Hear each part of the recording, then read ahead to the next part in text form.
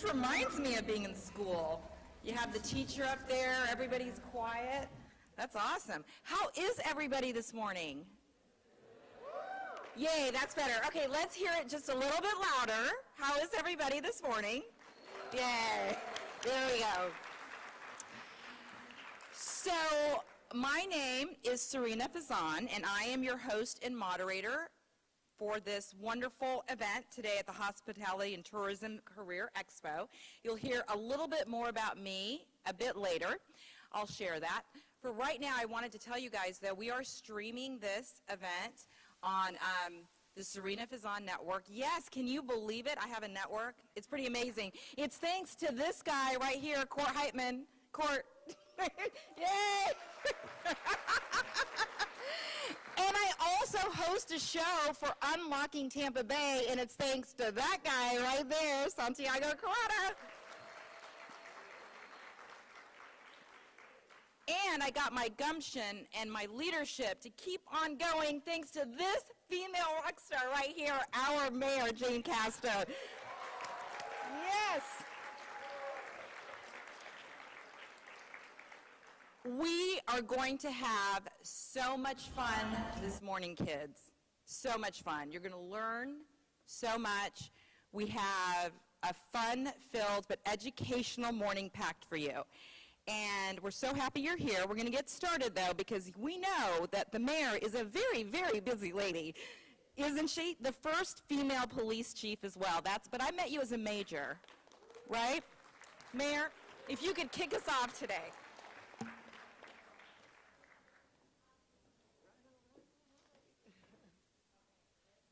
All right, thank you, Serena. Good morning, everybody. This is very, very exciting. As Serena said, you're going to have a lot of fun today, but you're going to learn a lot as well.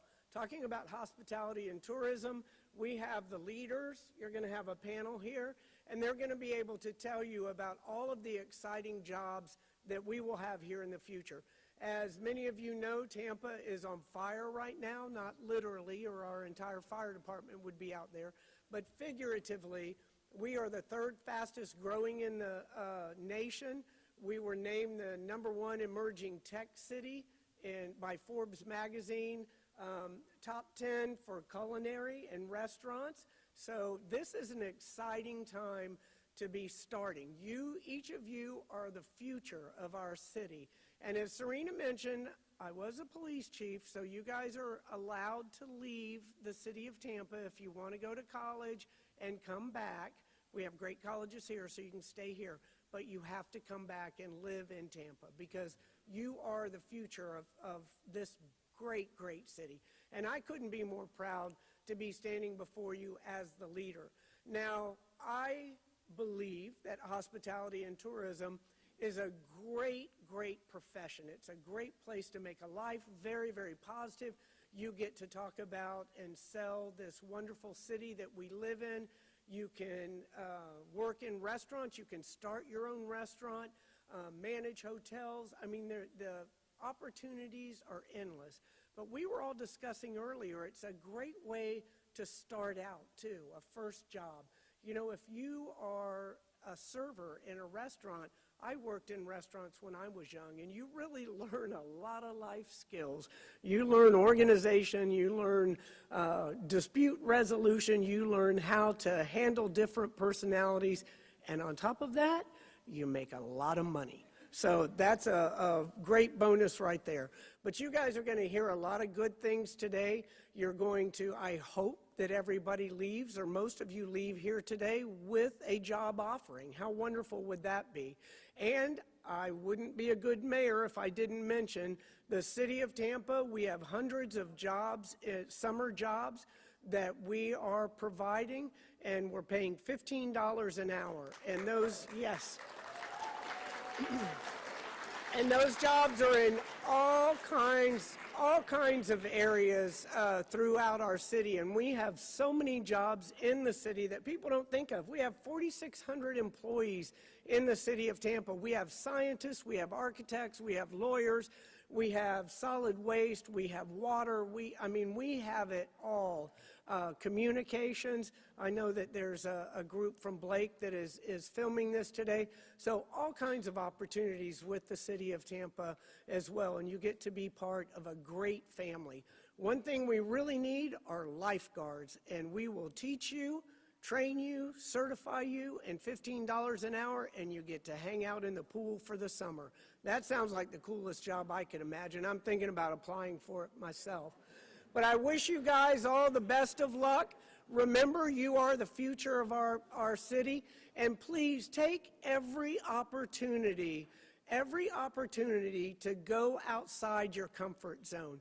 Push yourself out into those areas that you don't feel comfortable in, and make sure that you learn and you grow each and every day. I wish you all the best, and I want each of you to know that I'm in your corner, I'm supporting you, and I'm here to help you in any way that I can. God bless.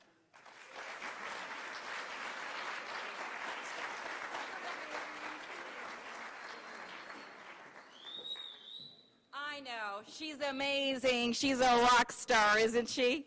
A rock star. Guys, but there's no but. I didn't mean a but. Mayor Jane Castor pointed out, she is the mayor, you know, again, first female police chief. She's had an amazing career. But she also, when she was younger, right, worked at restaurants.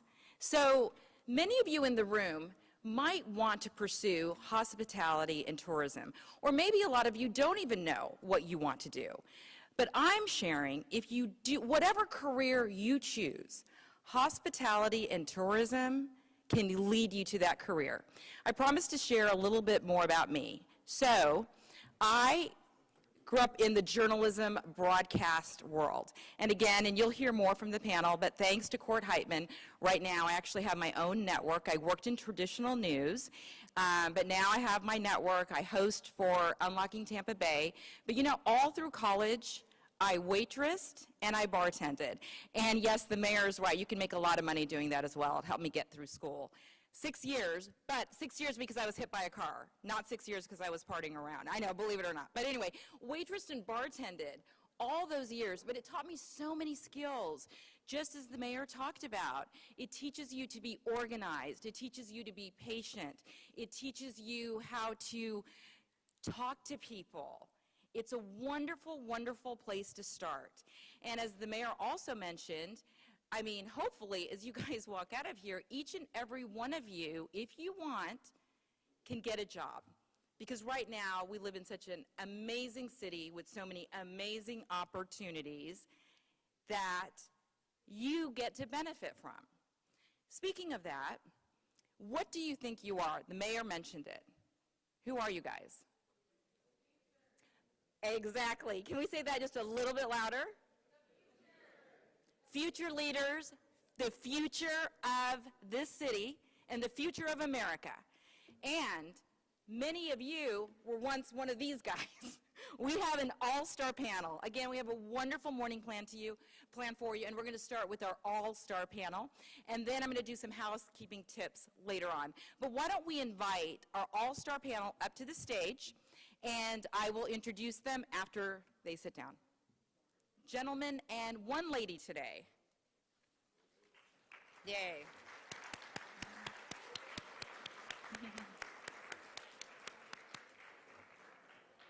Guys, you guys are a great crowd. You're used to being up early probably, right? Mm-hmm. I've had a few cups of caffeine already.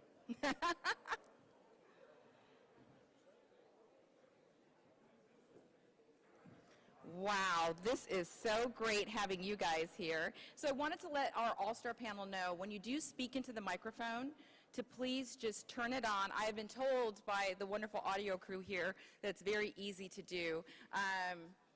You could leave it on the whole time, but then we can, there we go. Santiago demonstrated. So I'm going to introduce the panel. bear with me a little bit because it's not in order, so I tried to, put this in order. But we have Ron McEnaugh with Marriott International. In fact, Santiago, can I? So I can just walk into it. Ron McEnaugh, Marriott International. Santiago Corrado, CEO, Visit Tampa Bay. Peter Sayer, Flexpath Capital. Bob Canigliaro, Casper's Company, McDonald's. Shelley Drew, another female rock star, Busch Gardens. Yeah, oh, there we go, girls, there we go. Julio Soto, AAA. I got to give a little extra love to Cord Heitman, Red House Streaming, the man that made my dream come true. Tom Haynes, Mainsail Lodging and Development. Yay! So we've got some great questions from these guys. So let me give this back to you, Santiago. Thank you. Because we're going to start with you. Now, for our all-star panel, we have some questions directed to you specifically, but I would also encourage you, if you have anything to add, to please share it, because we want to hear from you. But Santiago, we are talking about tourism and careers, and once again, thank you so much for giving me the opportunity to be the host of Unlocking Tampa Bay. Right now, Santiago, define the universe of hospitality. Well, before I talk about the world of hospitality, because it really is a huge world that we've not done a job of telling the story about, I want to say that each and every one of you could take our place at this table one day. If we're here, we all started there. And so each and every one of you has the opportunity to replace us at some point in time, because we're no better or more special than you. And I believe you'll hear from some of our panelists that actually went to high school in Hillsborough County and are now up on our panel. So the sky's the limit if you work hard and you set your mind to doing something. And I was a high school principal at one time, and I used to say, talk is cheap. If we're up here and we talk and it doesn't mean anything to you, or you don't pick up and do something with it, then we kind of wasted our time this morning. And that's nothing any of us want to do. So when we talk about tourism, you've heard about restaurants, and there are a lot of opportunities when you talk about the restaurant industry and how you move through the restaurant industry. A lot was said earlier about it's a starting point. I can tell you that it could be an entire career for you if you choose for it to be. Same thing with our hotel industry, and we have a number of our major properties represented here in Hillsborough County, but it goes way further than that. When you talk about theme parks, who wouldn't love a job at Busch Gardens, right? You have fun all day long, right? I mean, it's a great job and all the opportunities that exist at Busch Gardens. A convention center that we're sitting in today, a sporting arena, Raymond James Stadium, Amalie Arena, the amphitheater out on near the Hard Rock, okay? Sports entertainment, working for the Rays, the Bucks, the Lightning, the Rays. All of that's hospitality. Retail, cruise ships. Who wouldn't like to work on a cruise ship? Cruise ships. And all of those jobs have other jobs within them. You can work in finance if you like math. You can work in PR or marketing. You can work in event planning. You could do a million different things within those opportunities that I just mentioned, and great, great salaries. Who don't want to make good money? All of us want to make really good money, and the opportunities for all of you. There is a job for each and every one of you right now available in our industry, in any sector of our industry. Hotels, restaurants, attractions. Is Busch Gardens looking for some employees? Yeah, I thought so. Is McDonald's looking for some employees? Just a few. Marriott, Mainsail, each and every one of us looking for employees. So there's an opportunity for each and every one of you right out of high school to find a job. We don't want the mayor stealing all the jobs. You know, we're all standing there saying, oh my gosh, we can't compete with lifeguards. She's offering lifeguard positions. You can, right? Adventure Island. So you can do it all in our industry, and there's so much opportunity, and be open to opportunities, and really, really make sure that your parents understand, because your parents want the best for you. Make sure that your parents understand that there are great careers in hospitality, that there is great upward mobility, that you will make good money in our industry. And the positive thing about it is you're going to make good money being young. You won't have to grow old like me to make good money. You can make good money being young. And so that's very, very positive. So again, there is a whole universe. I've probably missed opportunities, but those are just some that are in our industry within the certain things we work in. AV, thank you. Broadcast, entertainment, streaming. Right now, streaming is a big part of our industry. Look at all the folks behind cameras and the technology that's available. So if you like tech, you can be a part of an industry that now streams and does podcasts and does social media, all marketing and selling a place we all love. We all love Tampa. Everyone's coming to Tampa. Tampa is hot. For the last 2 years, Tampa's been the #1 travel destination in the United States by hotel occupancy. We are busy because people are flocking here. They love Tampa, and you should love Tampa. And like the mayor said, you know, make it a better place. So, Serena, it's a universe out there in the hospitality tourism industry. Absolutely a universe. And, you know, Court, I'd like you to expand on that because, as we talked about earlier, right, like I'm a journalist. Expand on what you were talking about during Santiago's opening. Yeah, I mean, audiovisual, think about all of the opportunities that you have behind the scenes, whether it's engineering, whether it's IT, whether it's audio or visual technologies, right? Streaming is probably the fastest growing technology in the world right now, globally. You all have devices. You're all watching on this. You're no longer sitting in front of a TV like mom and dad are. You're watching, you're mobile, that's why it's a mobile phone. This is what you can do, and everybody up here needs technicians. Everybody needs engineering. Everybody needs IT. So it just doesn't stop. You can't think about hospitality and tourism as running a hotel, or, I mean, I'm sure you'd like to, but, you know, it's not just, it's...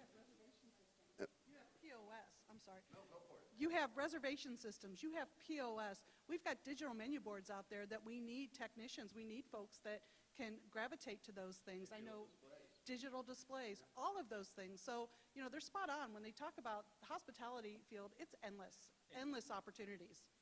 And the technology is outpacing the workforce. Right. So there are so many jobs being created to support all of these technical aspects of all of our businesses that we're clamoring to find people. It's pretty incredible how technology is actually gearing us all up for a pretty formidable future. So keep that in mind, that there is so much opportunity for sure. It's driving one of the new workforces. 100%. Technology is driving the new workforce, and you should all embrace it.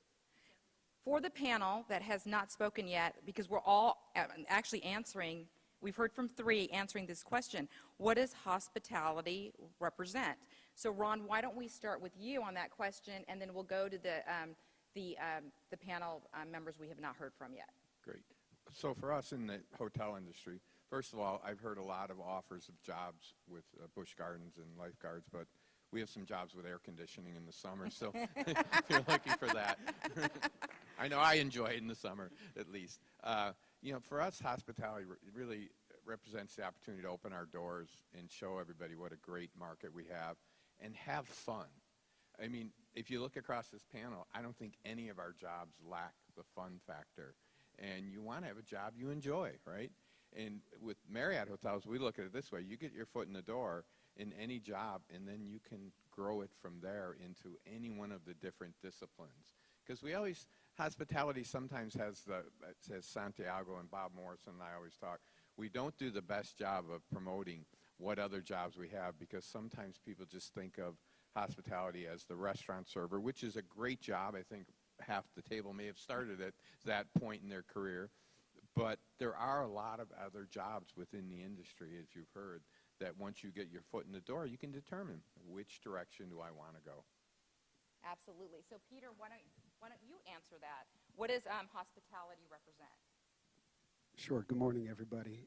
I'm your non-traditional panelist. I think I'm the entrepreneur, although I would say that Kurt is certainly an entrepreneur as well. Look, there are two things that you guys control, attitude and effort. And when you're in hospitality, when you interface with people that are working at restaurants or wherever you go, hotels, tourist-type locations, you know whether or not they're treating you well or not, right? You know whether or not they're putting in that extra effort. That's what you guys control. Today, 28 years after I graduated high school, I'm sitting up here with some of the largest brands in America, really the globe, and they're saying, we want to give you jobs. Show up. Fog a mirror. Let us know that you're alive. We're going to give you an opportunity. From that opportunity, your attitude, your effort can take you well beyond just sitting up here on a panel with people like us. It can provide stability and support for your family, up and down generations. It can provide long-lasting income and economic relief that maybe you didn't have growing up, like me, right? And like you, right? And then at the end of the day, it really is a commercial for the place that you live or the points of interest that you go to. So that's how I think about hospitality. Peter, though, talk a little bit about your company, too. Just talk a little bit about, because you said, you're unique. Talk about Flexpath Capital. Talk about, I was just saying, Peter, please share Flexpath Capital and what his company is about. Sure, happy to do that. So Flexpath turned 10 years old on April 1st, not an April Fool's joke. My birthday. Happy birthday. Thank you. And we get a clap. That's good. Good job, guys. They're embarrassed. Flexpath Capital, look, Flexpath Capital was an opening door into auto and technology. I work with thousands of independent used car dealers around the country, and I provide them money to put inventory on their lots.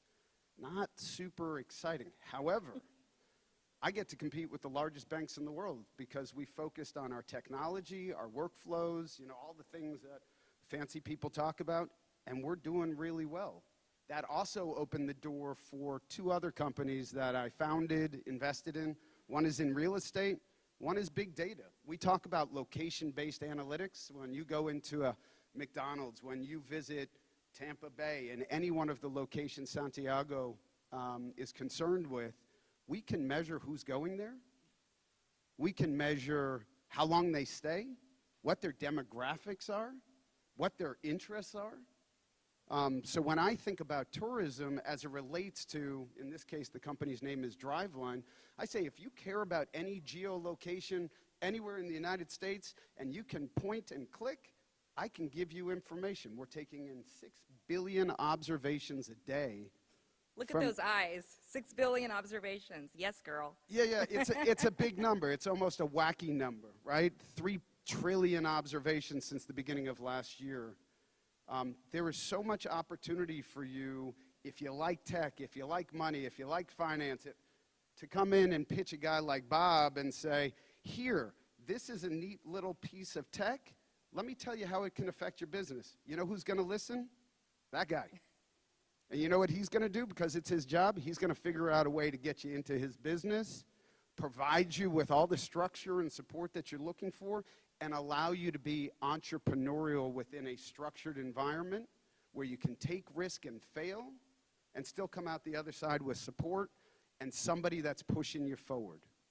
Wonderful. Bob, before you answer the question, I just want to point out again, because Santiago said, share this with your parents, talk to the people that you look up to.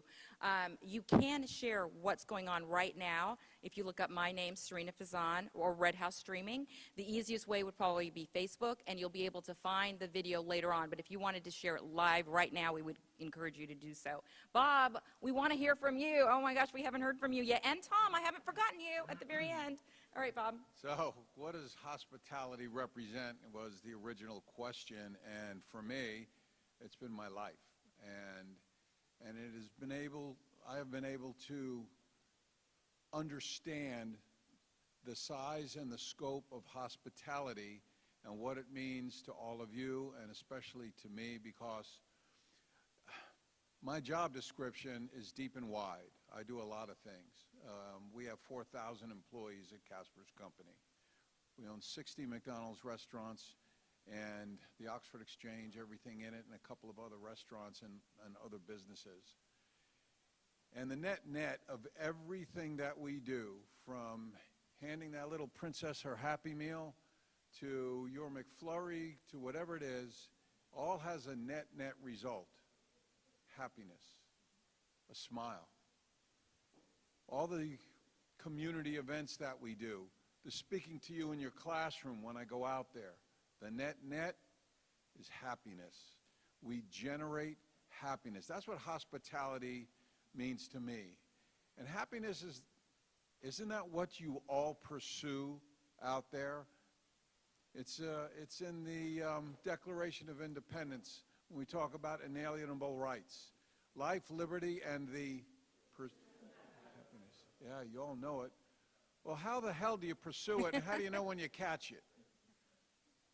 Well, you don't get it. Happiness isn't something like a big wad of money in your pocket or a car or a house. You give it, and it comes back to you large, comes back to you big. When you deliver happiness, you cannot prevent it from coming back to you. That's what this industry does. At McDonald's, we have a number. 1 in 8 adults in this country have worked at McDonald's. All right, grown-ups in the room, raise your hand. Look, turn around, look. Wow. The numbers bear out based on the adults in this room, not the students. All right. I would think 1 in 3 adults have worked in the hospitality industry. So we are not only a platform to all of this that you see up here, we're a waypoint to greatness. Santiago said it, that we're just warming up these seats for you. And we don't see high school kids in front of us. We see what we've seen over and over and over again. A vice president of operations sitting up there, our next president, our next IT VP, and so forth down the line. Hospitality means happiness, and I hope all of you can find a little taste in our industry going forward. Wonderful. I love that. And Tom, oh my gosh, poor Tom is sitting at the very end of the table. Tom, with Mainsail Lodging and Development, Tom Haynes, finally, your turn to speak on this one. So the question is, what is hospitality to me? Well, hospitality to me is not a destination. It's a journey. Ron, what was your first job in the hospitality business? Technically a dishwasher. Bob, what was your first job? Hospitality industry? Yep. I clean toilets and urinals. Clean toilets. My Okay, first job in the urinals. business was a dishwasher. And I worked in a restaurant in the kitchen, and there was just something about the energy. And so once I mastered being the dishwasher, I wanted to learn to cook. So the chef taught me to cook. And then I thought, well, I wonder what happens on the other side of this wall. So I became a waiter. And then I thought to myself, this is really cool. I can make a living of this. So then I went to school. I got trained to be a chef. And then my father, because you should listen to wiser people, said, don't worry about the money. Go find a great company. So I spent 20 years with Hyatt Hotels, grew up through food and beverage. Now this dates me.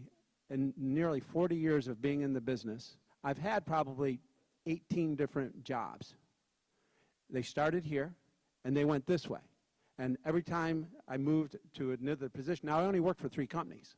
But in each of those companies, they have career development, tuition reimbursement, job training, great benefits. And so I just kept moving. I got to the point of being a hotel general manager, and I thought that was the end of my career. That was my goal job. Nope, that wasn't the end. Now I get to participate in developing and opening hotels. I never imagined. By the way, I have a 2-year degree to be a cook.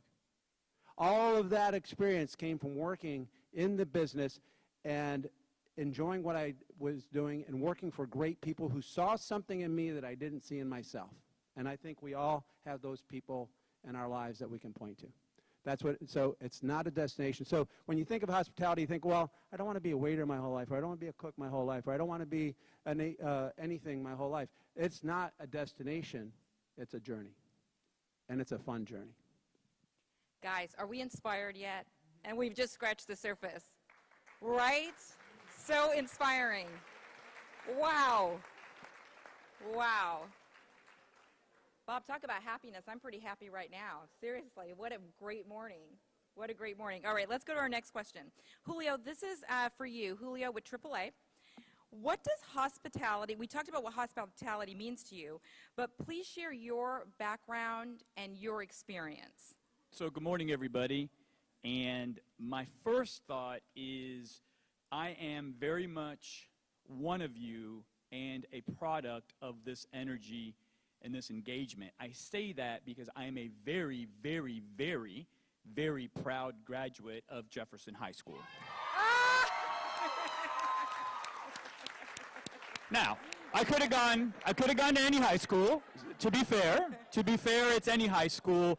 But the reason that I say that is I sat in your seat not too long ago, and the idea behind working for a company like AAA has afforded me an opportunity to see the world. I can tell you that I've visited 80 countries, and I would have never, ever in a million years been able to have given myself that education and that opportunity had I not really immersed myself in the world of travel and hospitality. It has changed who I am. It has changed my life, and I implore that everyone look beyond the parameters that these folks are asking you to do. There's more to it than this. I'll give you a couple of statistics to give you an example of how broad the world is that we're trying to bring to you. First of all, the company that I work for, AAA, 1 in 4 Americans is a AAA member. Think about that. 1 in 4 Americans are part of our organization. That in itself is an incredible accomplishment. Second of all, the tourism business brings so much money to the global economy. My favorite part of travel, by the way, is cruising. Who here has taken a cruise? Raise your hand. See? Awesome. By the way, in 2019, listen to these numbers. In 2019, the global impact of cruising, I picked cruising because we have cruise ships that leave out of Tampa. It was 30 million passengers in 2019. That is $50 billion in wages that you all could potentially earn. 1.1 million jobs globally again, and it is a $160 billion industry. Now think about it. That's just cruising. That does not take into effect airline flights, land tours, hotels, car rental, restaurants. When you look at the global impact of hospitality and travel, it is an endless opportunity for all of you to take a dive into. It really does change your life. When I, again, reflect on being right there where you are right now, graduating from Jefferson, and being able to say that I've seen Mount Everest, that I've seen the pyramids, that I've looked King Tut right in the eye, that I've stared up at the Eiffel Tower 5 times now in a row. And it goes on and on. It's not bragging. It is that journey that Tom was talking about. And it has changed my life, and it can absolutely, positively change your life as well. So just keep your mind so super open and look at all these opportunities.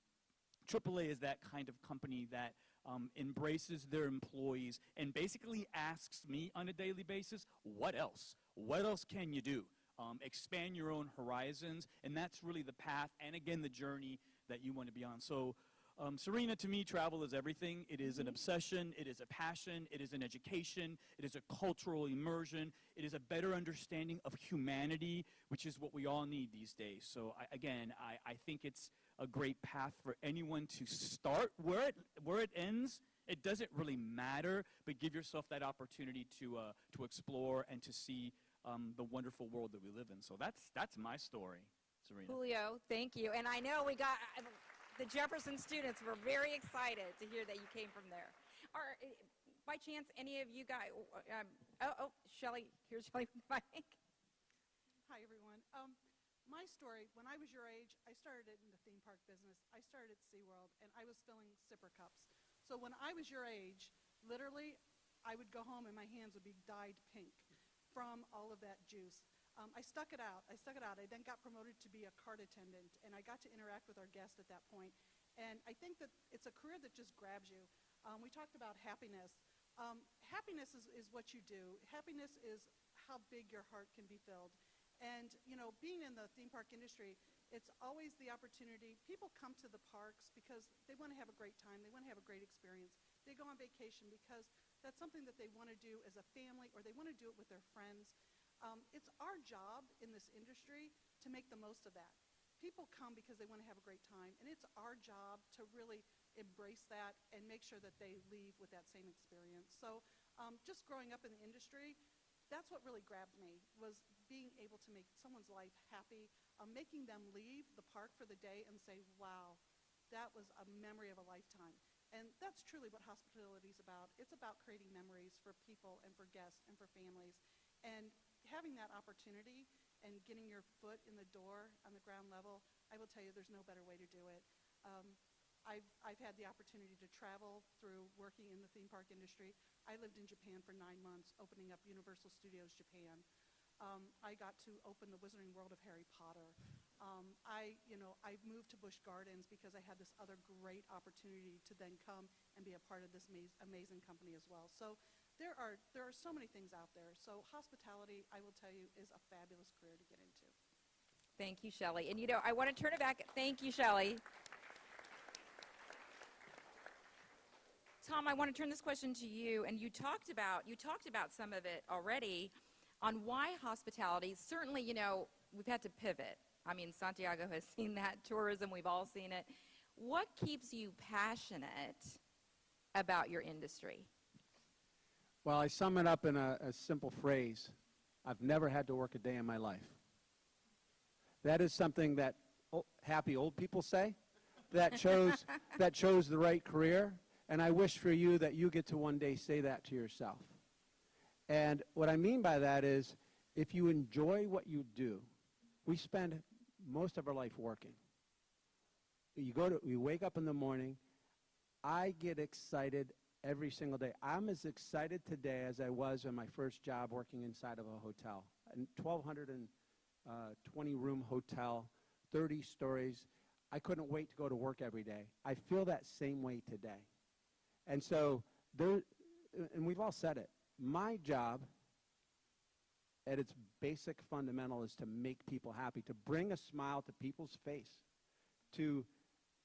and not to downplay other industries, because most industries are in the service industry, whether you're a doctor or a lawyer or a nurse or whatever. They're all great industries. Thank God we have all those people. But I want to be where happy people are. I want to be where people are going on vacation or going for a family meal and to be together. That excites people. And everybody says there's nothing like a meal to bring people together. You can bring complete strangers together, put them at a table, put food in front of them. The next thing you know, they're finding out what they have in common. There's just something really special about that. So the other thing I'd like to say about that is, regardless of what career, I'm hoping there's a lot of engineers and doctors and such in the room. I think it should be a prerequisite for any of those careers that you should have to work in the hospitality industry. I have some doctors that have a really bad bedside manners, that don't know how to relate to people. I can always tell my doctors that did work in hospitality. I'll usually ask, did you work in hospitality? Yeah, I used to work in McDonald's, or I worked in a hotel. I can tell that because they went to school for 6 years, but they still have to relate to people and understand how to connect with people. So whether you're going to make it your career, it's a great way. You should be working in hospitality while you're going to school, while you're figuring out what your career is going to be. But as you've heard from all of us, we're just having fun. Again, so inspiring. Inspiring is the word, definitely, right, guys, that comes to mind. I want to, the next question, for any of you to answer, what does an entry-level job look like in your organizations? I'll go quick since I have the microphone. It's really anything, but You know, it can be a dishwasher, it can be a line cook. I can tell you today, because the need for employees is so great, you might get a job greater than you even thought you were going to get, because we have to train people today. So we're not necessarily looking for people with experience. Experience is great, but, and someone else mentioned it, you show up with an attitude, a positive attitude and a smile on your face, but working at a front desk, working at a ride in a theme park, ride attendant, really any of those positions. But the advice I'd give you is master that job and go look for the next one in that organization. Don't get stagnant. Look for the next opportunity. Say, oh, I want to do that, and then go do that. Court, I think you should definitely answer that question, Yeah, too. it's, you guys, we're all talking the same language, but I mean, the famous Lou Holtz said, attitude, you first have your ability, right, God-given ability. Then you've got your motivation, and then you've got your attitude. And it takes all three to succeed in anything you want. I started, we were just talking about it, as a busboy. Then I actually went back and started washing dishes, and then I went to a line cook. And then I had to go to, graduate high school and said, okay, what do I do now? My father was an engineer. So I think that you should not have a preconceived notion of what an entry-level job is, okay? As Tom said, entry-level jobs right now, there are vast, many of them, and you may accelerate faster than you ever thought. So being a busboy, being again, a dishwasher, in my case, our jobs are, you come work at the warehouse, you actually clean cases, then you start checking out equipment, you start checking in equipment, you start engineering equipment, and then eventually you work your way up to going out and operating that equipment at a sporting event or an entertainment event, or like these guys back here, being camera operators, audio engineers, video engineers, and so forth. So entry-level jobs are really what you want to make them. Bob, your hand shot right up, so why don't you answer that question, too? Yeah, it's these guys, everybody on this panel are so spot on what they talk about. Here's something I'm going to guarantee to every student out there. You're going to start at an entry level somewhere. Don't know where it's going to be. We all are hopeful that it's with one of us, but it's going to be an entry-level job to launch you into something. The president of my company now was the grill guy at 14 years old out at the Oldsmar McDonald's restaurant. Blake Casper and his sister Allison, they had to learn how to scrub the toilets, change air conditioning filters, scrub floors, just like anyone else in our company. You start at the entry level, and it becomes whatever you want it to be. You know, what you achieve is directly proportionate to the effort that you put in. Don't be overly concerned about what the person to your left or right is doing. You be concerned about how well you do what you do. Outshine everybody. Entry level is not something to be looked down upon. It's a badge of honor and where to start.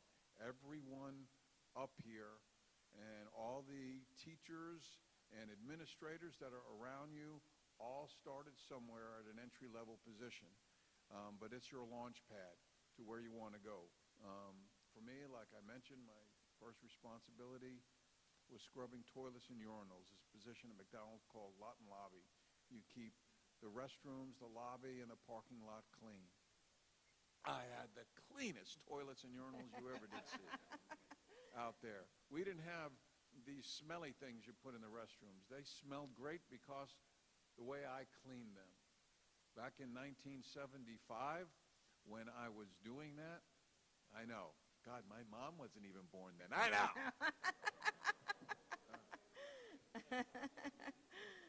Yeah.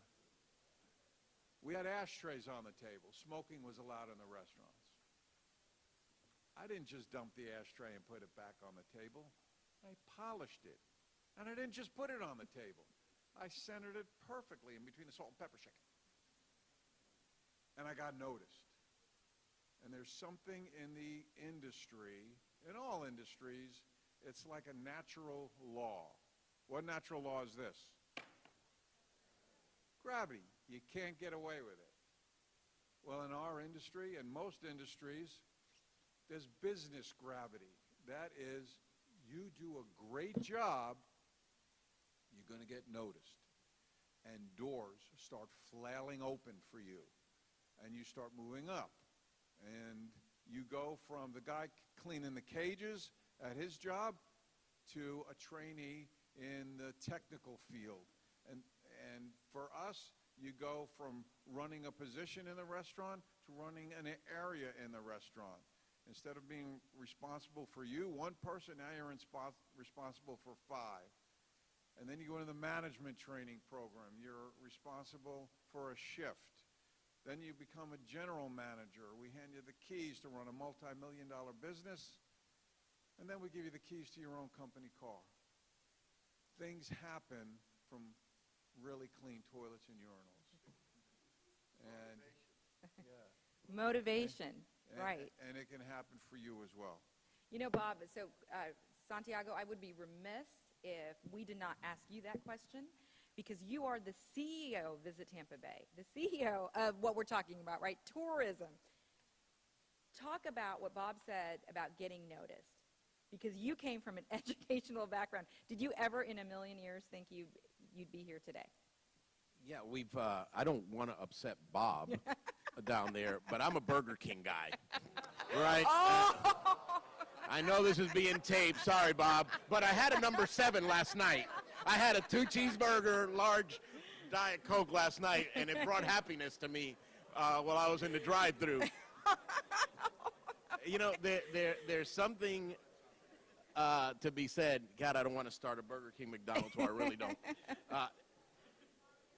I ended up at Burger King because McDonald's wouldn't hire me. So let's just put it that way. Oh, the secrets we learned. They got standards at McDonald's. But again, all kidding aside, you know, I've always said you never know who's watching. You never know who's watching. And you always want to carry yourself in a way that not only makes your family proud, but makes you proud. You want to always be on that best behavior. Because, as Serena mentioned, I have had, you know, somebody said 18 jobs. I've had probably 18 careers. And it had to do with who was watching. Somebody said down there, who saw something in you that you didn't know about yourself? That's very, very important, especially with the technology we have today. Be careful with social media.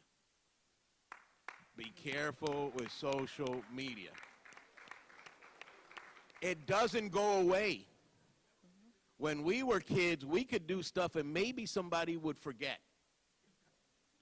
because that's how it works. You did something back then when you were in high school. God knows some of the things I did.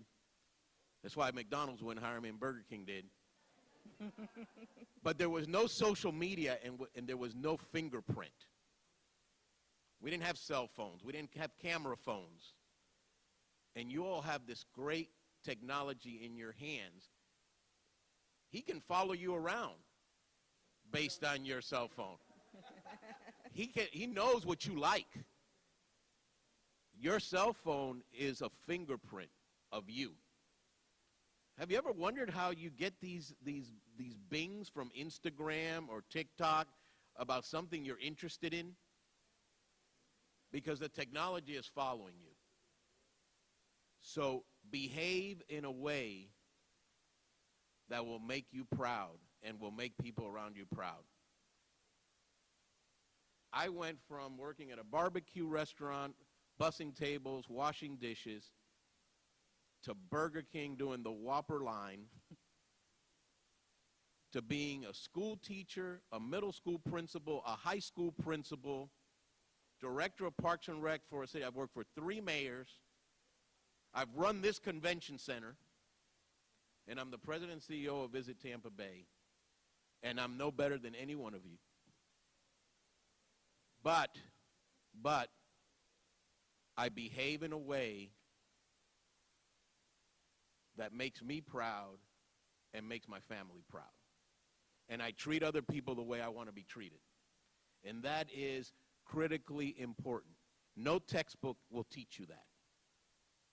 No textbook that you are looking at in high school will teach you to treat people the way you want to be treated and to behave in a way that will make you proud. And you will be noticed. I can guarantee you will be noticed. And somebody will offer you a promotion, someone will give you a job, somebody will mentor you, somebody will watch over you. And that's a fact. I'm a living proof of the fact. And there have been so many great, great tips at this table today. Be open-minded. Be open-minded. When I was putting Whoppers on the grill line, I never thought I'd be on a panel at the Tampa Convention Center talking to all of you. Not in my wildest dreams.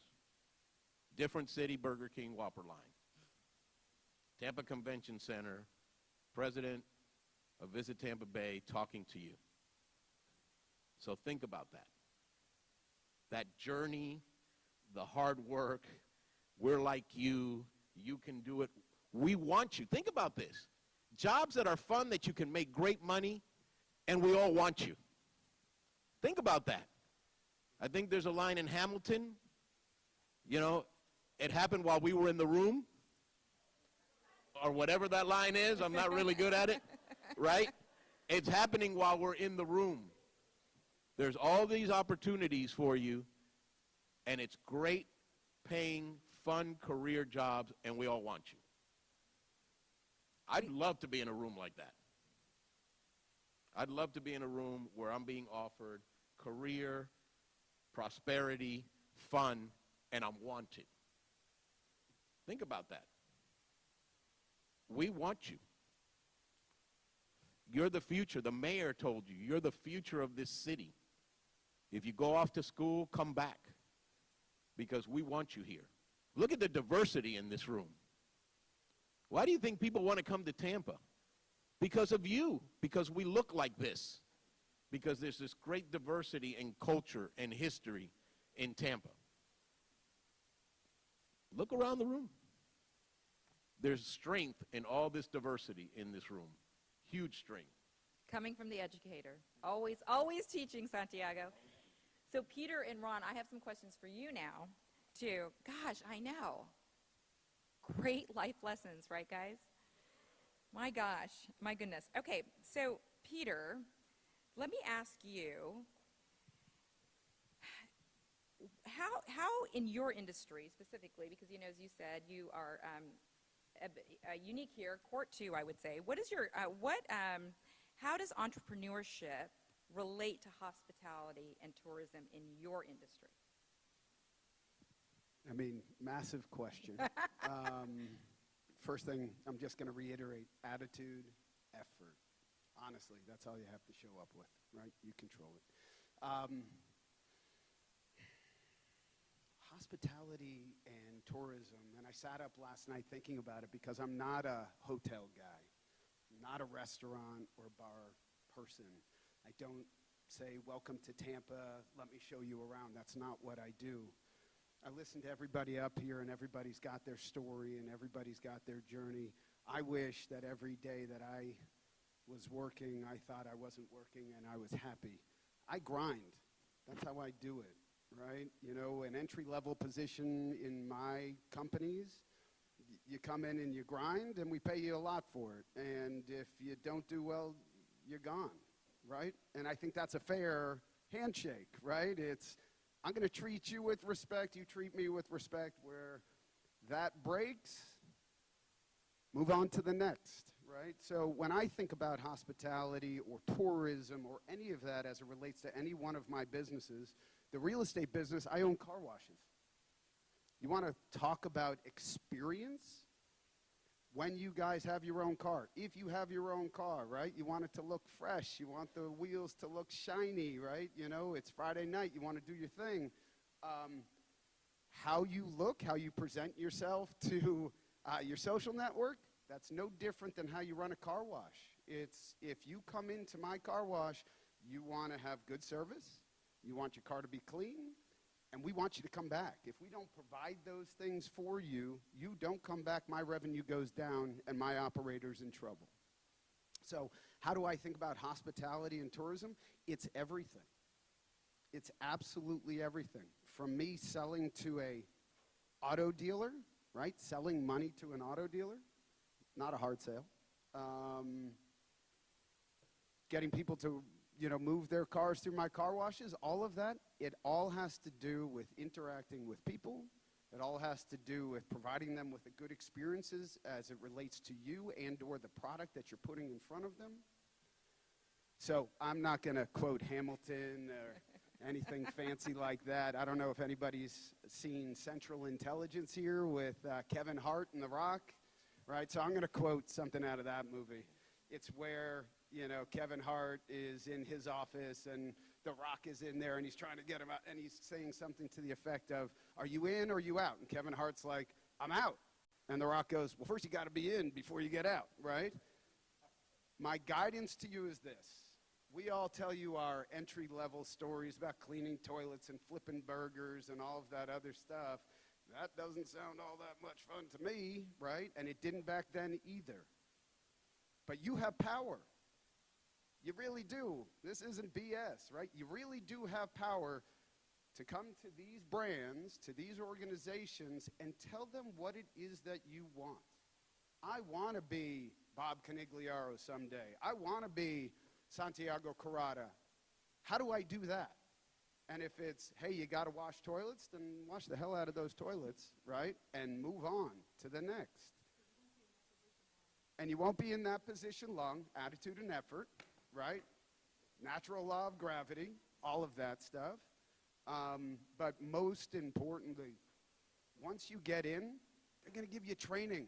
They're going to give you exposure. They're going to give you money to learn. And if you want to get out after that, go for it.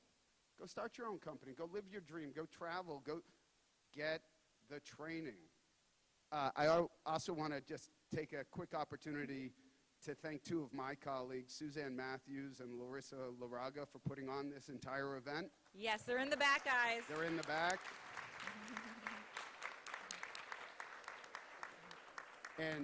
And also thank the panel for having me on here. I chair the Entrepreneurship and Education Board for Hillsborough. I have 3 kids in public schools here.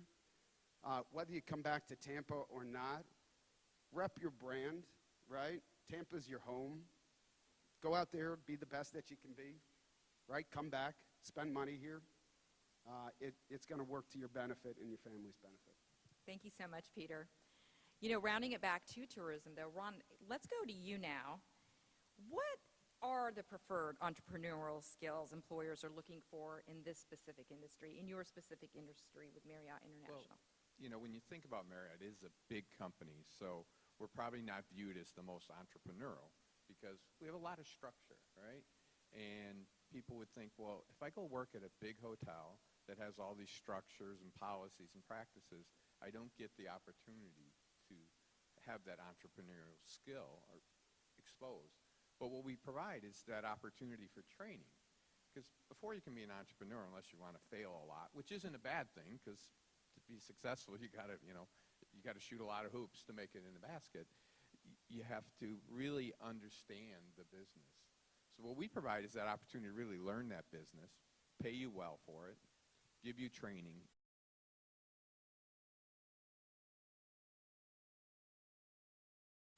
Ron, well, speaking of that, though, if you want to stay in that industry, what are the career advancements?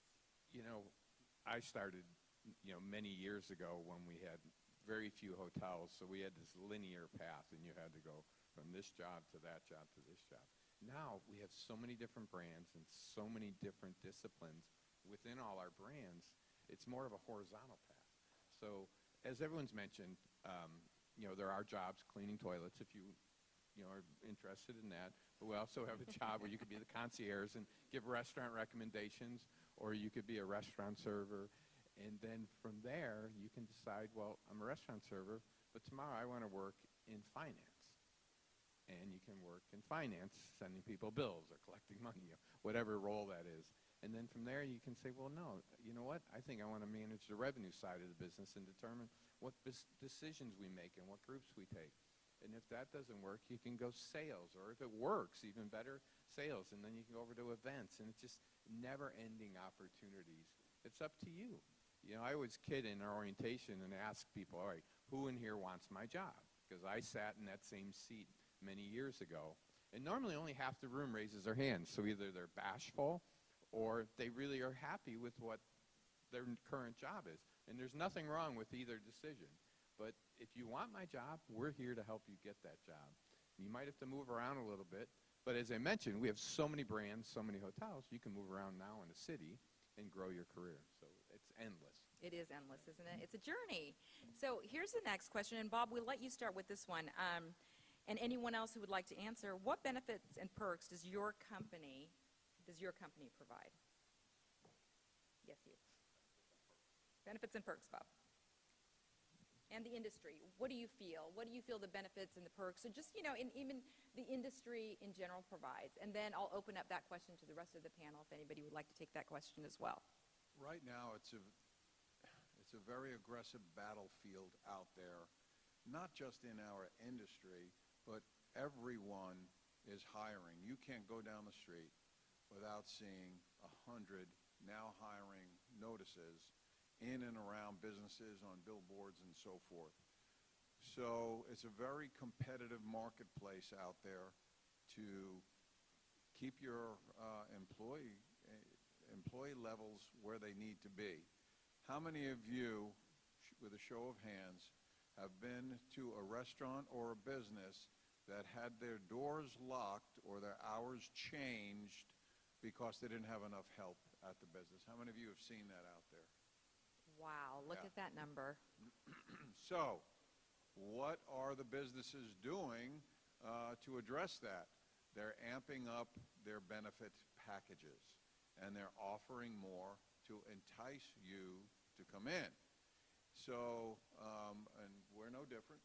We've had to do the same, although we feel like we've always had better benefit offerings for our employees than others in the same industry.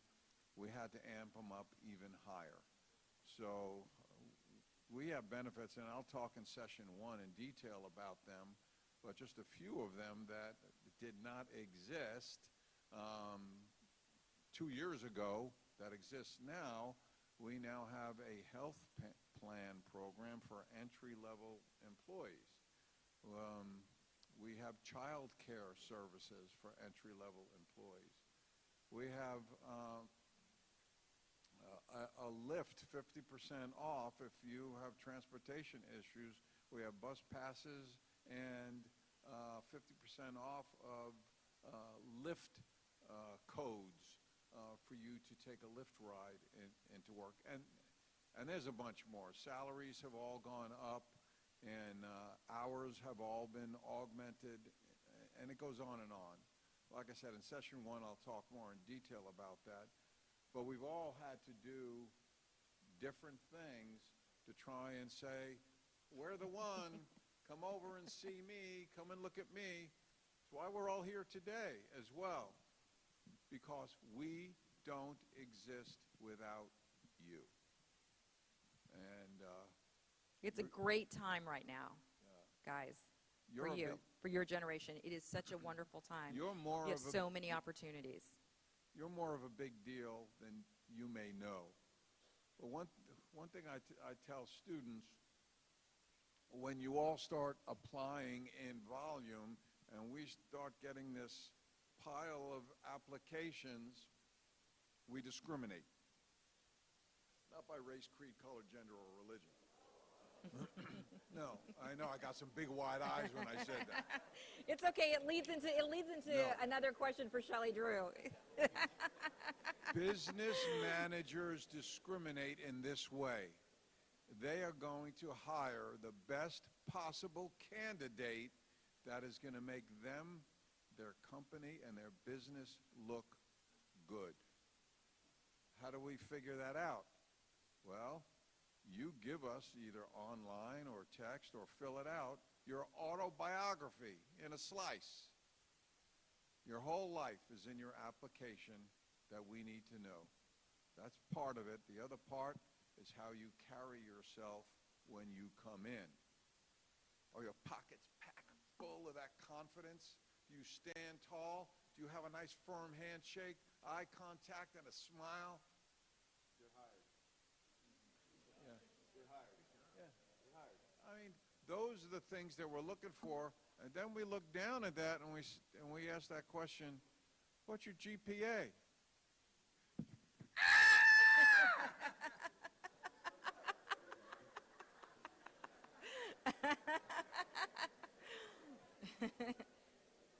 Yes, we want to know. And if we're just, let me tell you something. One thing that we know for sure, and it's not 100%, but the odds are the better the student, the better the employee. It's not 100%. So the point, yeah, it's all of it. Your cheeks are in some important seats at the school that you go to. Make it worth it. Power up your autobiography, all right? It may make the difference in whether Shelley hires you or you. I'd just like to add to that.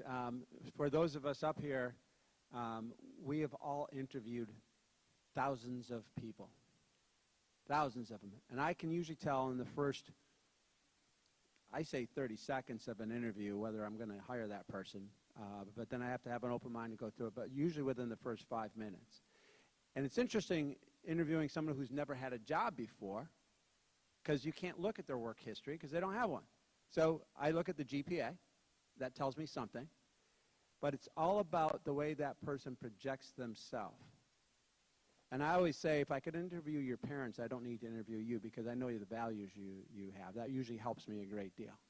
And hopefully you listen to your parents about all those pesky things they tell you. But it's a handshake. It's the way you look.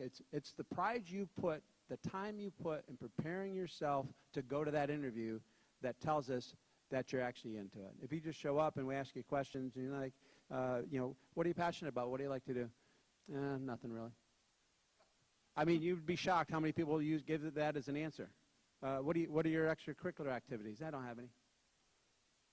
What do your teachers say about you? If I were to ask a teacher to describe you, they probably wouldn't have much to say. I mean, people come to an interview like that. Okay, interview's done. Next. Back to the question of benefits.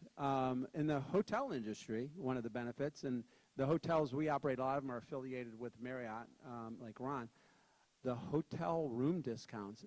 I've been able to travel all over the world and get incredible discounts. So that's one of them. We all have these different perks. Every one of us will have something different. But in the hotel business, room discounts are a big one. And back to what's happened since COVID, I think has made us all stronger, better companies. There was a scary period 2 years ago where we didn't know what was going to happen in the world. But then as business came back and we realized we couldn't get employees to come to work, we're all great employers. We became better employers. We started looking for better benefits, better enhancements. What are we going to do to grow and train our own workforce? We've all had to think about those things. COVID was kind of a reset for us. Okay, we did this before. What are we going to do now? And you get the benefit of that. Real quick, we call it a value proposition. Value proposition, think about that. What do you value in life? What do you want to do in life? If you come work for a company, what do you want to do? Do you just want to go through that linear line? Or do you want to be valued as an employee? So the only thing we changed is recognizing that employers look at employees and they have to be looking at a value proposition, meaning you have so many areas to grow. We all offer 401k. We all offer health benefits. We all offer those great things, and you need those, all right? That's life. But are you valued as an employee? And that's where you got to look. That's what we do. I would add one thing to everything that's been said, is that there are philosophies in place today that weren't even necessarily prominent when we were all in the workforce or entering the workforce. And I'll give you good examples, because our brands have adopted these philosophies, so we're also looking for like-minded potential employees. And the philosophies are the following. And Santiago touched on this. So you're talking about diversity. You're talking about inclusion. You're talking about sustainability now, and you're also talking about social responsibility. You all want to engage with companies that have adapted those mantras. We all have, every one of us. We are also looking for employees that think the same: diverse, inclusive, responsibly social, and also sustainability. If we all are talking the same language, your name bubbles up to the top of that pile as well, because those are the things that are important, not just to us as major worldwide global brands, but should be as equally important for you as well. So again, the philosophy shift is extraordinary, and all of you probably are already in that arena, but I would recommend submerging yourself in it, because that's what we are also looking for as employers, for sure. Julio, I'm so glad you brought up that point, because that goes directly to our next question for Shelley. Shelley, how is your company, Busch Gardens Adventure Island, addressing diversity and inclusion right now? Absolutely, and Julio touched on it. It's in our core values. It's what we stand for. We welcome everybody of all backgrounds, and when we talk about bringing everybody in from all backgrounds, think of all the different people that you get to meet. You get to meet different people from different high schools, from different colleges, from areas around the world, from our international guests. We're starting an international program as well at Busch Gardens to just really bring in that diversity of backgrounds. When you bring in diversity, you bring in inclusion. You bring in great ideas. People come with different backgrounds, with different ideas. So we constantly have ongoing discussions and conversations.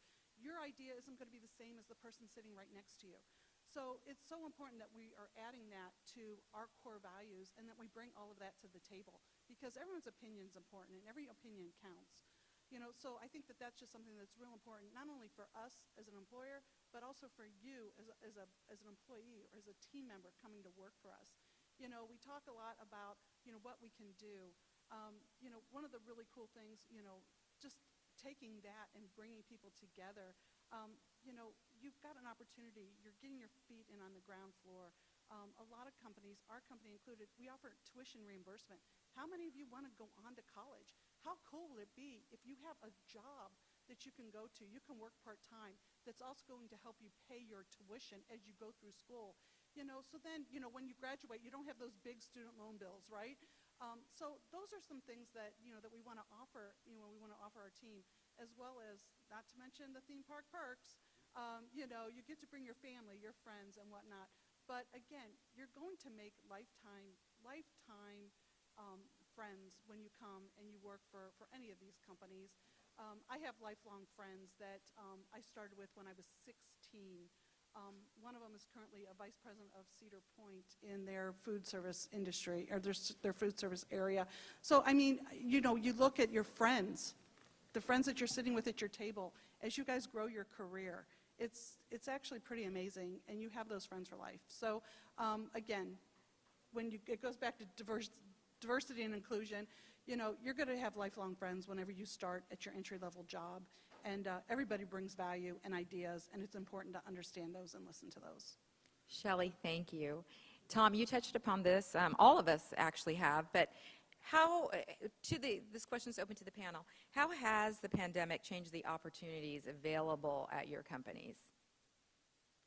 I know you want a microphone? Who wants to? Well, the question is, how has the pandemic changed the opportunities available in your company or in the hospitality industry? I say your company because it's not directly related to hospitality, but we can start with Ron. Sure. I think the first thing that's important to all of us is pay. We're paying a lot more than we used to. The other thing Tom mentioned earlier is we've opened the doors to jobs that we used to always requires previous experience in. So now, you know, the jobs that you would have not been able to walk into are open to you. That's significant, guys. So jobs that may not have been available in the past are open now. It's right now, the opportunities, again, are so immense. Court, were you going to answer that question as well? How has the pandemic changed the opportunities available in your industry? I know. Help me, please. We need workers. The same thing. I'll say the same thing Ron did. Is our entry-level positions are vast, and if you want to stay in a technical career, whether it's audio, video, broadcasting, streaming, broadcasting, we are now training. We did not train before. We are taking entry-level and training, and we've had to do that because of one of the biggest things is travel, all right? And I can't compete with you know, Busch Gardens and the perks or the hotel, but I can compete with travel. We send our engineers around the globe. I've got a job, World Cup in Qatar coming up, and we're sending two folks over there.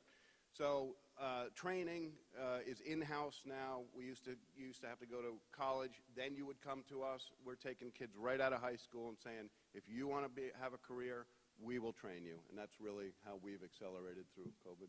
Court, so let's continue talking about that, though. With our industry, how does technology impact this industry?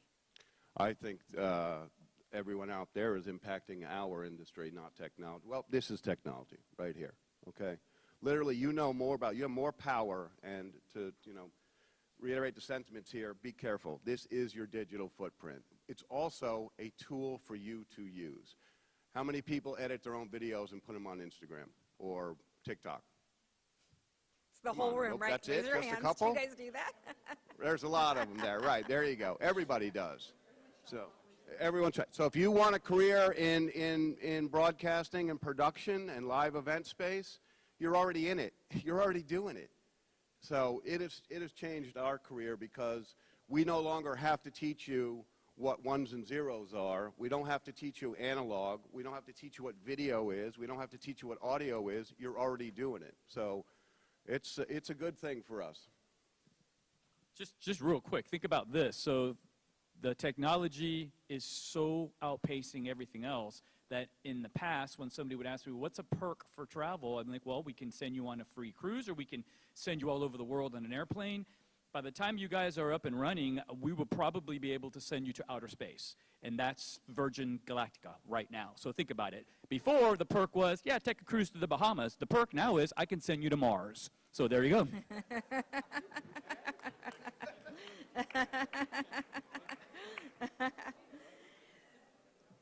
So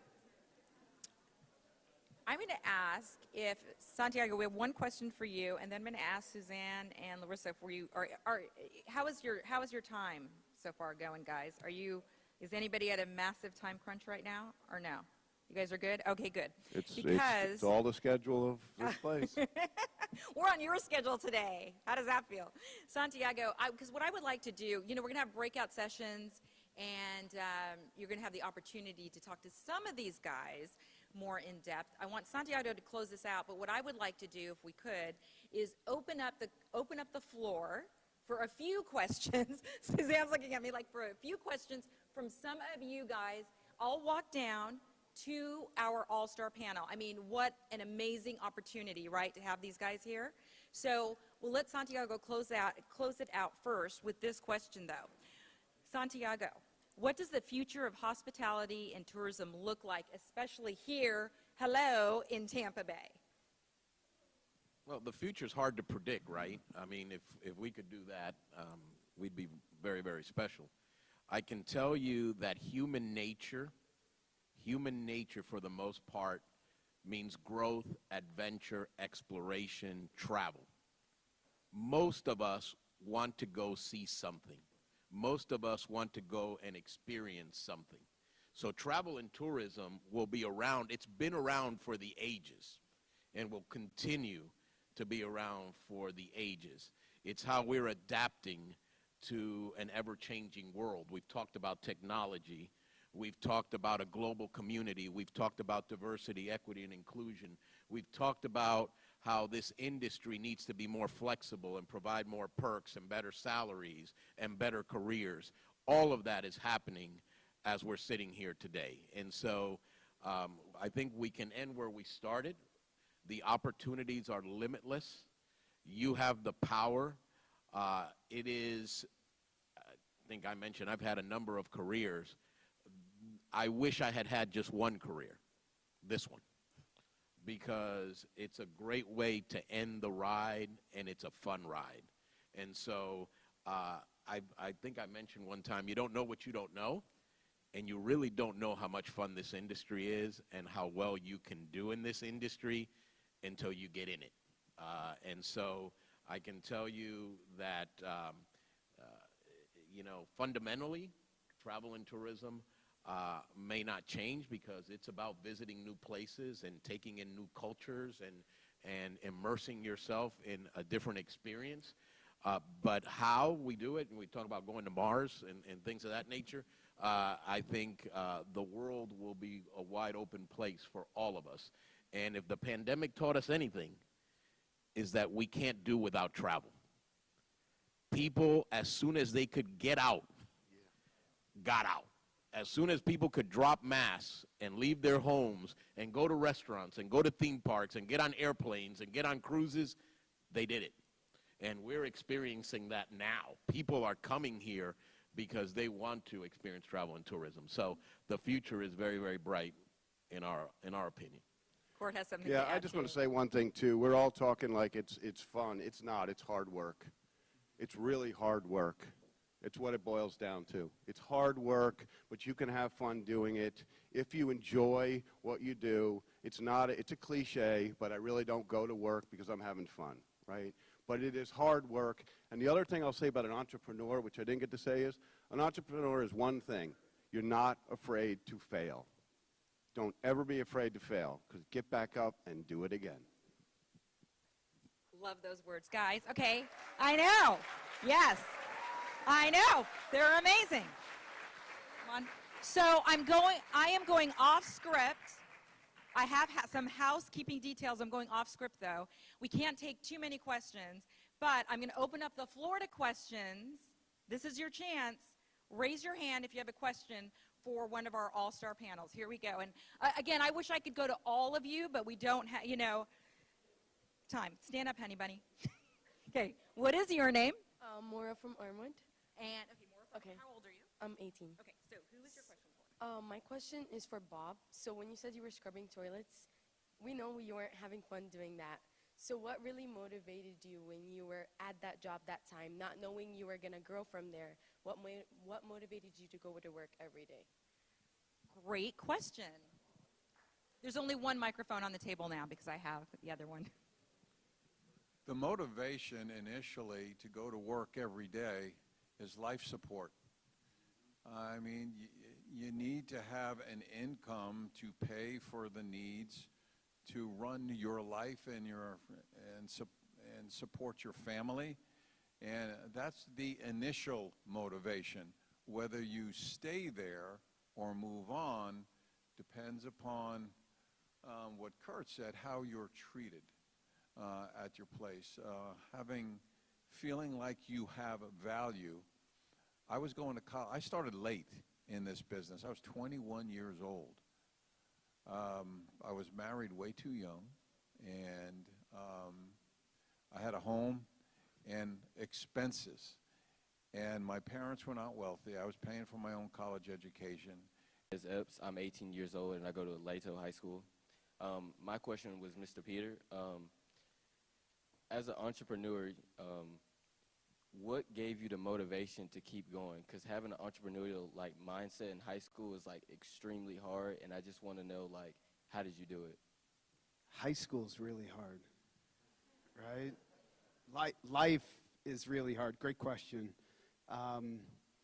Look, I didn't start in hospitality and tourism, and when I came out of college, I went straight to college and got my fancy degree, and when I came out, it was, call it the height of the dot-com era, right? So you would think that there were plenty of jobs. But if you go back and you check economic history, right, there was all sorts of stuff going on in Russia, lo and behold, right? And to get a job in finance, which is what I thought I wanted, it took me months. It took me a lot of hard work and call it curling up in the corner of a dark room every now and again saying, am I worth it? Am I valued? Right? Do I actually offer anything outside of my last name? And I was fortunate enough to get picked up by IBM. And no different than Marriott, Casper's, Busch Gardens, AAA, Mainsail, right? Even an entrepreneurial environment like Red House.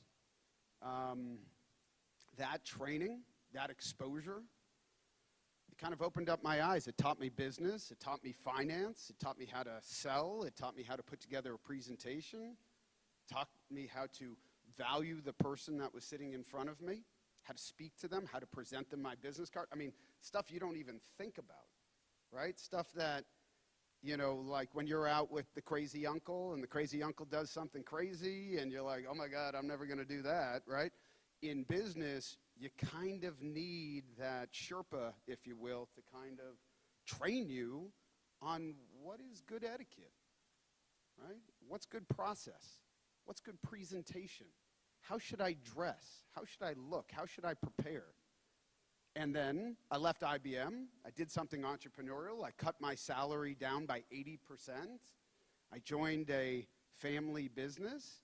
And upon reflection and looking at the clouds and saying, oh, the silver lining is this, all of a sudden you come out better.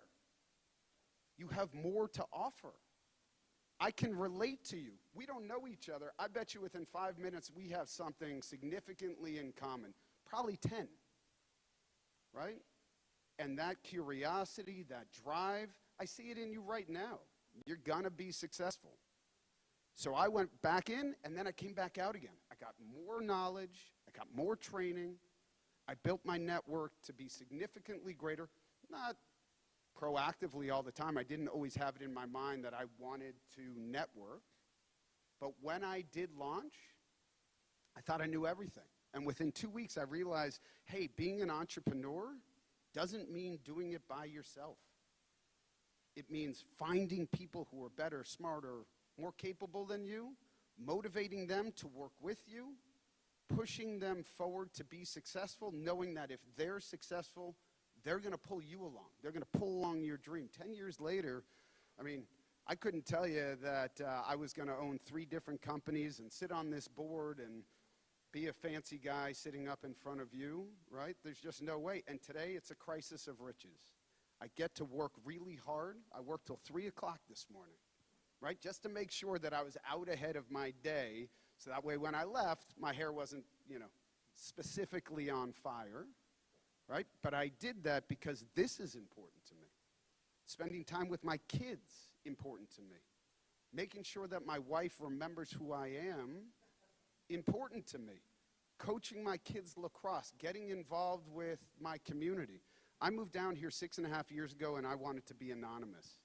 Tampa pulled me out of anonymity, got me involved, and I'm so thankful for that. So when it feels really bad, you got 2 choices.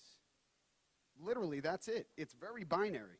You either give up, you figure out another way, because guess what? The sun rises tomorrow. Your hair's not on fire. Your eyes aren't falling out of your head. There is a solution out there. If you need to sleep on a couch, if you need to call a buddy, whatever it is, you figure out a way. Trust me, when your back is up against the wall, when I had $8 in my savings account because I put everything into Flexpath Capital and I couldn't take my 2 kids at that time on a hayride because I couldn't take out less than $10 at Bank of America, that was 8 years ago. Literally 8 years ago, right? I fought through it. I surrounded myself with really good men and women of diverse backgrounds, diverse experiences, people who were richer than me, people who were more experienced than me, people who had distinctly different opinions than me, and guess what? They made me successful. So that's it. You just dig in, you gird up, you got your butt kicked. All right, Next day, you get up and you go out there and you try to kick somebody's butt. That's it. Love it. All right, I have to say, I said there was,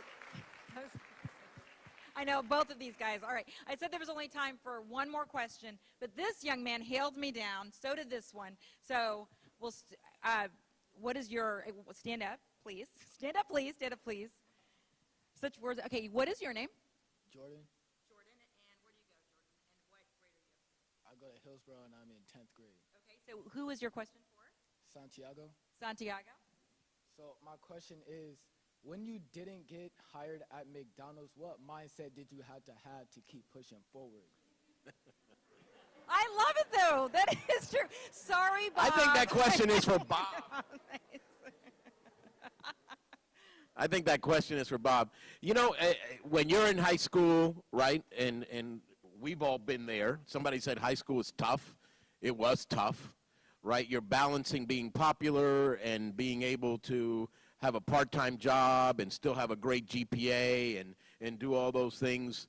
I was out looking for a job, and I applied at a bunch of different places. And after I didn't get a call back from McDonald's, I got a call back from Burger King. And I went in, and there was something that was said, and I think Bob said it best, about scrubbing bathrooms and the motivation to do that. I can tell you that I was a really, really good Burger King employee, and I think the manager there thought that I was doing it because I wanted to be a really good employee, but I was doing it because I had a lot of pride. And before the manager could tell me to mop the floor, I was mopping the floor because I was telling me to mop the floor. He wasn't telling me to mop the floor. I was telling myself to mop the floor. And I think that's really, really important. Sometimes you have to do things for yourself.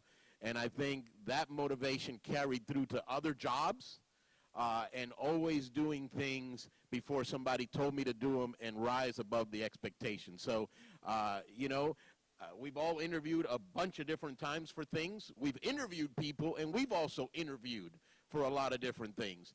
And, failure is part of the process. You're not going to get every job, and you have to keep your chin up, and you got to go. Somebody said you kick butt the next day. Yeah, you go back out there, and you put yourself back out there, and you keep that pride and that self-esteem, and you keep swinging. And I guarantee you're going to hit one. So, of course, there's so many other kids that have questions, but we are trying to get back on schedule. But Zanaya did have one that I did. There she is. And it was not for any specific one of you guys, but it's a great question. Like, did you ever question your career? And how did you stay on course? I think, Peter, you talked about that a little bit. But how would, Tom, you'd like to answer that question? Here, let me give you the microphone. I think we've all kind of, at some point in time, you do question it. You start something and you think, is this really the thing that's going to carry me? But, and we've talked about taking risks and failure. I will tell you, I got fired from one job in my life. And it was really the darkest time of my life. I thought at that moment in time, like, oh my God, I'm a failure. I had to go home and tell my wife. We had to move again.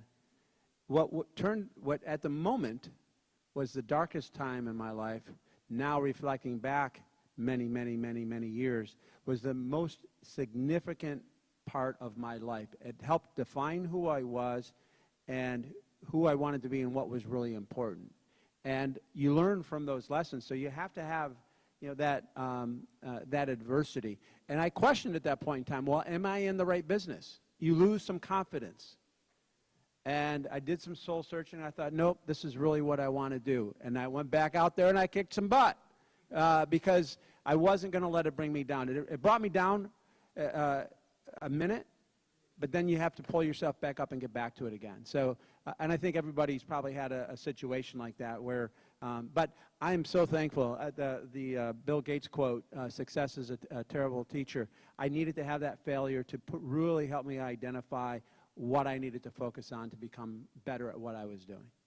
Just really quickly, though, to any of you guys, I'll ask the question. If something happens and you start to lose your confidence, how do you build it back up? Your better half. you have to have somebody support you. Well, I'm not kidding. Your better half. You've got to have family support. It may be your wife, maybe your best friend, maybe your best friend forever. You got to have a better half. Somebody that says, hey, knock it off, all right? Stop sniveling, get back out there and do it again. I would also say surround yourself with coaches and mentors. They will always be there for you, and they will give you the best advice, whether they're family or whether they're coworkers. I have a coworker in the room, Debbie, who I started with 1,000 years ago, and I'm here today because of the support that someone like Debbie has given me throughout my entire career. So when you find rocks like that, lean on them, because they will help you in dark times and obviously celebrate wins in great times. But you have to surround yourself with a support group that will walk you through the process for sure. Amen. And Ron, were you going to say something just really quickly on that? Mentors. Mentors. You can't learn enough from them. Absolutely. Guys, our all-star panel.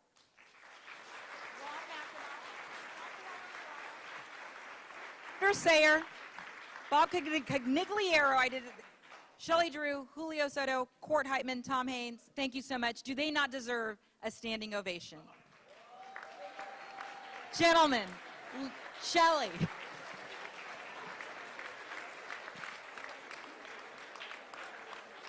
Thank you so much for being here. Thank you so much. Kids, you stay here just for a moment because I have some housekeeping items. But thank you again so much. Such invaluable information. We so, so appreciate it. If the kids could sit back down now after I said standing ovation. Hey, guys. They're moving around. I need the kids to sit back down, though.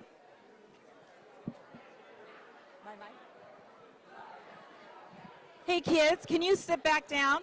I need the ball. Can they hear me? Okay. Hey, kids, can you sit back down for a minute? Because I have some housekeeping items that I need to go through. I have some housekeeping items that I just need to go through with you guys. Thank you for being so patient. Was that not wonderful, though? Was that not fantastic? So a couple of key things for me. When Tom said, I'm not working a day in my life, that is so, so true. You know, there might be times, of course, one of the kids said, you know, about scrubbing the toilets, right? But when you are so passionate about what you do, it does not become a job, it's a career. And also when Santiago said, there's always somebody that's watching. When I left television news, I started working for free doing my show. Court Heitman and his team were watching me. And now I have, again, I can't even believe saying it, my own network. So they gave such great words of advice. Keep your confidence. Turn to your mentors. Always dress, and if you want to be a CEO, dress like a CEO. I wanted to be a television anchor, so I started to dress like a television anchor. And what the Power Panel also pointed out that is amazing, what you guys have that so many of us did not have, there are so many opportunities right now. You guys are living in a world where truly, truly, there are more doors open than ever before. So I'm so happy that you could take advantage of this wonderful morning, and believe me, there's a lot more to go. So the housekeeping items are, students need to follow the schedule behind their badge for their designated group color. So red, green, gold, blue. Their lanyard and schedule should be the very same color. Please stay with your color group at all times. Your breakout sessions will be here in Ballroom D. The trade show are in rooms 24 and 25 across the ballroom. The following organizations are hiring today, so you guys could get a job today. So wear your little hire me. You know, I love these. I don't know what I did with mine. I've got to find it. Oh my gosh. Casper's Company, Marriott, Mainsail Lodging, Hilton, Columbia Restaurant Group, and if you want to work with me and Court Heitman, make sure to let us know too. Again, students looking for your job should wear the Hire Me ribbon in their badge and should approach the hiring companies at the trade show. If you receive a ticket to the interview from a hiring business, please go to room 29, or 23 actually. Let me get my glasses. I have to, I'm getting older, so I gotta wear my glasses. I wanna make sure they're 23 for an interview job application. And then for lunch, you will receive lunch tickets to use at Dad's Deli, and volunteers that are wearing the black lanyards will assist. And anyone wearing a black lanyard, again, should be able to assist. If you have any questions for me, I'll be here all day as well. But have fun out there. Have fun. Embrace this moment. And thank you guys so, so much. I mean, you certainly have filled my morning with happiness. So go out and have fun.